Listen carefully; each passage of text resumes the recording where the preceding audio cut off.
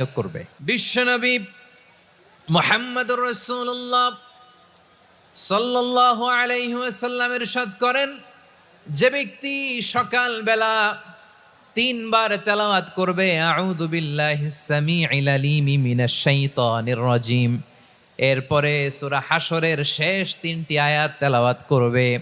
রব্বুল আলামিন ওই ব্যক্তির জন্য 70,000 ফেরেশতা নিয়োগ দিবেন যারা সারা দিন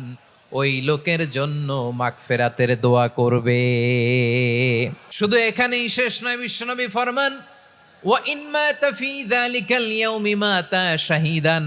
ওই দিন যদি ওই ব্যক্তিটা ইন্তেকাল করে সে শহীদ হয়ে কিয়ামতের দিন আল্লাহর সামনে দাঁড়াবে। সকালবেলা যদি পড়েন 3 বার আউযু বিল্লাহিস সামিউল আলিম মিনাশ শাইতানির রাজিম 3 বার পড়ে সূরা হাশরের শেষ 3 আয়াত যদি তেলাওয়াত করেন, তাহলে আপনার জন্য আল্লাহ তাআলা 70,000